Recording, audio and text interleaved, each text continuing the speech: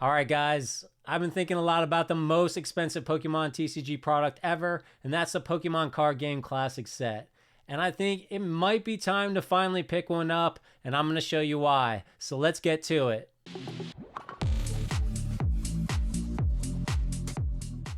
All right, right off the bat, let's start with the sales data. I pulled this information from TCG Player. There are 420 sold of these as of right now, which is not an extreme amount of this set. I just took all the data going all the way back to 10/28, the first pre-order, which was for $478. I greatly apologize to whoever put that in. As you fast forward to release day, they started selling for about $375 leading up to release day and on release day. And just plugged into this big graph here, which I can't really fit on the screen, but I think you'll get the idea. This thing has gone nothing but down from that crazy price in the beginning all the way down on TCG Player to a lowest price. The last sold today was at $280. 420 of these is not a ton of products. And if we had any idea where else they're being sold, and we know tons more are being sold. I looked today, Forge and Fire has sold, according to TikTok, 108 just on that platform. I know they've sold them on other platforms, and obviously lots of shops are picking them up. I was able to pick up just one from my distributor. Of course, I'm nobody, so I don't get much, but I got one. I was able to pick up just one from my distributor. Of course, I'm nobody, so I don't get much, but I got one. And that was, I'll tell you right now, it was at $260. So right now you can pick these up for $260 on TikTok from Forge and Fire, and there's probably other shops where you can also pick them up for $260. I can't imagine it getting much cheaper. They have since lifted that one limit and raised it to 3, so I could pick up 3 if I wanted. But you know, these are massive products. They're heavy. I wish I knew how many pounds it is. You know, you're looking at least $20 to ship. You ship it out, especially if you're selling it for under $300 with shipping, and somebody complains and sends it back to you. You got to pay, you know, depending on your rules. And if you want to be a good shop, you're going to allow returns. It's going to cost you to ship it back. You're going to have a product that they may or may not have opened, and then you got to deal with that. So it's kind of a pain. All right, so flipping back over to TCG Player here. Obviously, you know, we see that 420 have been sold on this platform. There's 68 listings right now. Most people are only selling like 1 or 2. This guy's got 4. And these are open. These are opened. Some of these aren't even the product. So we got to skip down. So we can actually take 4, 5, 6, 7, 8, 9 off of this. So there's, you know, around 58 listings. However, some people, like the gaming company, have a lot. These guys have 47 of them. TJT Sports, 12. A lot of the others are like 1 here, 1 there, 4 here, 9 there. Top Choice Gaming. I don't know any of these stores. There are a lot of small stores like I have myself. Some of them are probably very large, especially someone who locked down, you know, 90 of them. These guys got 10. The prices are starting to go up. Card Shop Live has 3 of them for $326 on here. Of course, some of these places have their own sales place. So there's quite a bit still listed here, but not an insane amount. So just keep that in mind as I flip you over and we check out the cards that are in this set. I plugged in the current market value for every single card in this set, and then I multiplied it by how many copies you get out of your 3 decks that come in the TCG Classic collection here. Now, you can't use these cards in the TCG, so they're pure collectability, right? And you can't really shrug off the fact that these are base set reprints because collectors obviously don't care. The Charizard is currently going for $119, and this is the only way you're getting it is in one of these collections. So right there, if you get this box for $260, that Charizard almost pays for half of the box. Of course, you only get one, but then you got to remember you've got the Venusaur, which is going for $40 right now. You've got Blastoise here going for $55, and you've got Pikachu for $28 down here. I mean, just adding those guys up, what does that get you? $242 just for those 4 cards. So My problem is that if I got this collection and I did get one, I don't want to get rid of those cards. So to me, the value is that now I have them and I want to collect them. So they're essentially worth nothing in my eyes.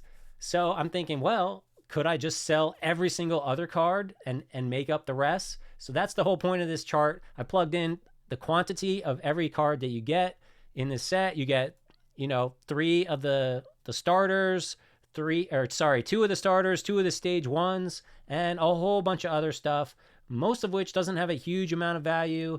Mewtwo is coming in with $11. Mr. Mime is $9. Now the Mr. Mime's coming in that Powers Combined collection, so I expect that to drop.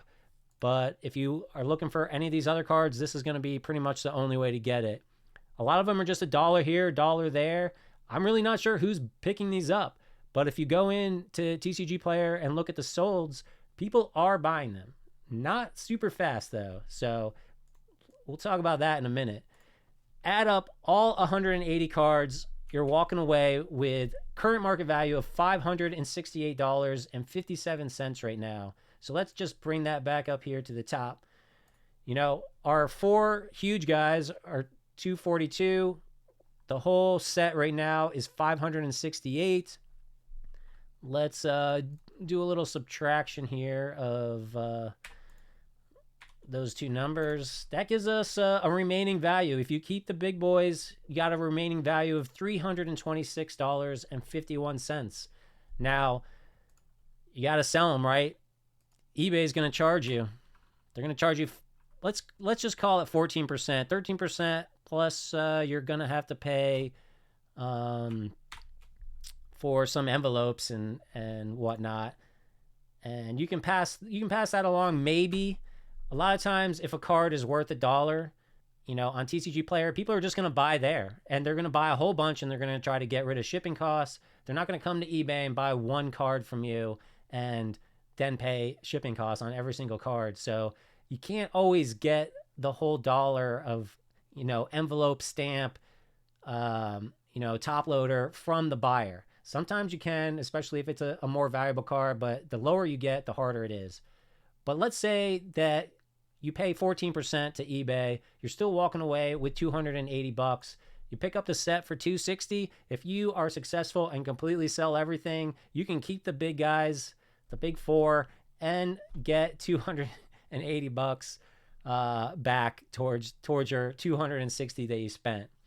Now, would I advise doing this? Absolutely not, because I think you're going to have a very hard time. And the more people that start to do this, the harder it's going to be to sell all those things. However, that is just the cards. There's 3 very nice deck boxes in there, and maybe you can sell those off. You might be able to sell the sleeves off, maybe get $5 for for each set. There's 3 of them. So there are some other things in there. So there's definitely a compelling argument to be made to take this whole collection, break it all down, and try to sell it all off. I think that if you're willing to part with the big 3 or any of them, let's say you just want Blastoise or you just want Charizard, I think you've got a good shot at selling everything off and recouping your $260. At that crazy starting price of $400, the suggested retail price, I would not even recommend doing this at all. If you can pick one up for $260, there's a chance you can do it. It's going to be a lot of work. So I'm not sure it's work that I want to do. However, I may have accidentally gotten myself into that situation where I might end up trying to pull this off, or at least getting what I can just so that I can keep the big 3. Because now that I have them, I'm just, a terrible shop. I don't want to part with them. But I thought all of this was very interesting information and something that people aren't really looking at right now, or they are and they're not talking about it because, like I said, if a whole bunch of shops are trying to do this, you're not going to get away with it. It's going to drive all the prices down and make it very difficult. Another thing worth looking at before making a decision is how many PSAs are there of these top cards. So I went and found a PSA 9 on eBay of the Charizard, and I plugged that into the PSA lookup website to see what would come up. And so the specific card came up here. This is a 9. It lets me know that there are 198 9s right now and 369 10s, which is not a lot for a collectible card.